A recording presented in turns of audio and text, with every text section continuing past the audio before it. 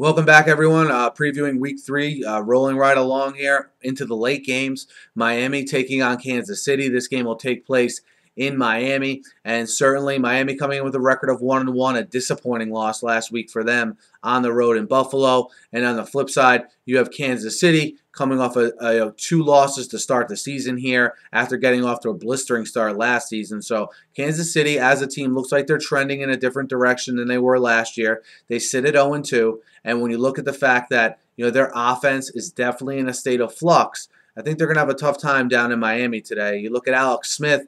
Is he the kind of guy that can make others around him better? That's what you pay, and that's what you give big extensions for quarterbacks to do. Not sure if he's that type of quarterback, especially with the weapons he has around him. Not many dynamic players outside of Jamal Charles, who's going to miss this game. Niall Davis has done some nice things offensively.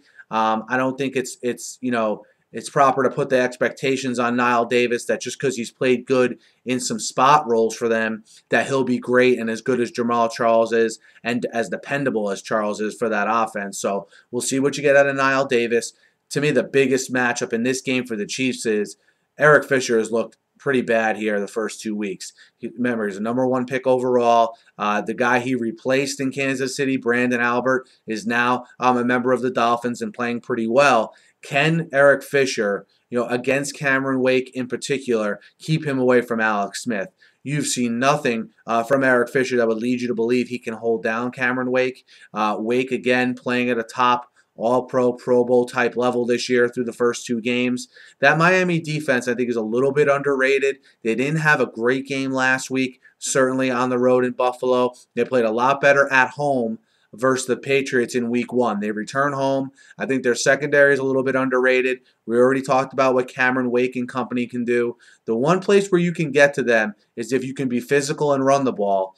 But look, I don't look at the Chiefs as lining up and being able to road grade Miami, especially with the weather in Miami being hot and being humid. I think that's definitely going to be a concern for the Chiefs, and it's a concern for any team, to be fair, that goes down to Miami and plays in that weather. I think Miami, from an offensive standpoint, look, it's all about them protecting Ryan Tannehill. And with that said, it's all about Ryan Tannehill now taking the next step and throwing for a higher percentage. You saw receivers open last week for the Dolphins, him not able to hit them. Hopefully the protection issues and the volume of the protection issues that he had last year are a thing of the past. While they may not be the best offensive line out there, there's certainly they can't really be much worse than they were last year. So Tannehill should really be taking the next step in his development here, in my opinion. We'll see how that bears out against a Chiefs secondary that isn't any good.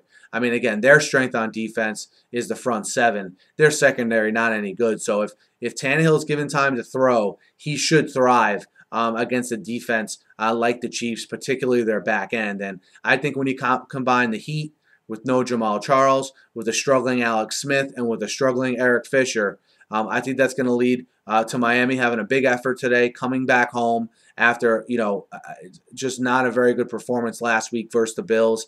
I think Kansas City's seriously trending in the wrong direction. I like Miami minus the 4 at home to take care of business. Guys, let me know what you think. Hit me up in the comments. Hit me up on Twitter. Be sure to subscribe.